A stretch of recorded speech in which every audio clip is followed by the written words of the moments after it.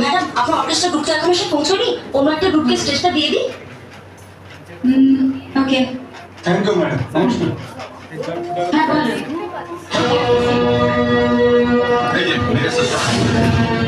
কেষ্টদা আপনি এখানে? সিকিউরিটিকে দেখুন কাকে মারতে বলছে জানো? জানি। হ্যাঁ হ্যাঁ জানি। জেনে তুমি চুপচাপ বসে আছো, তোমার লজ্জা করছে না? আমার ঘৃণা করছে।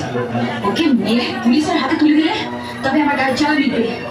তুমি পুরোনো দিনের সব কথা ভুলে গেছো? কিচ্ছু বলিনি, আপনি ভুলভাল বলছেন। বিশ্বাস করে আছেন তো? বিশ্বাস কেটে গেলে সব বুঝতে পারবেন।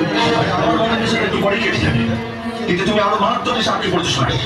নাম জোর প্রতি টাকা পয়সা এসে তোমার কাটবে না। আর সেই বেলটা খোল, বেলটা খোল। কি বলবো? একটা কুকুর কাছের মানুষটাকে চিনতে পারে, আর তুমি মানুষের নিজের মানুষটাকে চিনতে পারে না। আর তুমি তো কুকুরের চল। বেলটা খোল।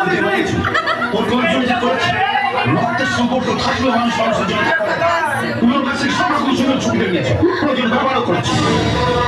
তুই কোনদিন জানতে চালু আসলে কি? আসলে হচ্ছে কি সেটা আমার থেকে ভালো কেউ জানে না। আপনি যতই ওর হয়ে ওখানে বলুন, ওকে মহাপুরুষ বানান। আমি এতটা কাল ওকে যা ভেবে এসেছি আজ পর্যন্ত তাই ভাবি। ও একটা গুন্ডা, নোংরা।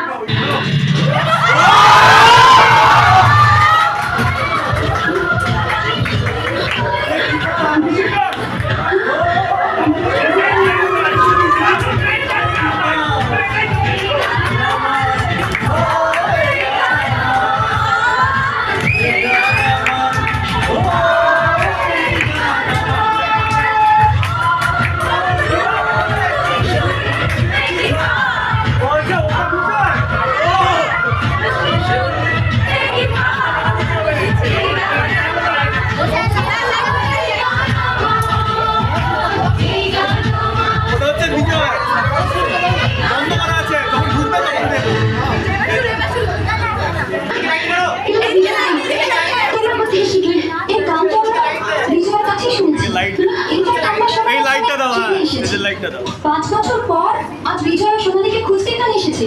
কি বিজয়া? আপনি সে আজকে মেজাজটা শোনালি?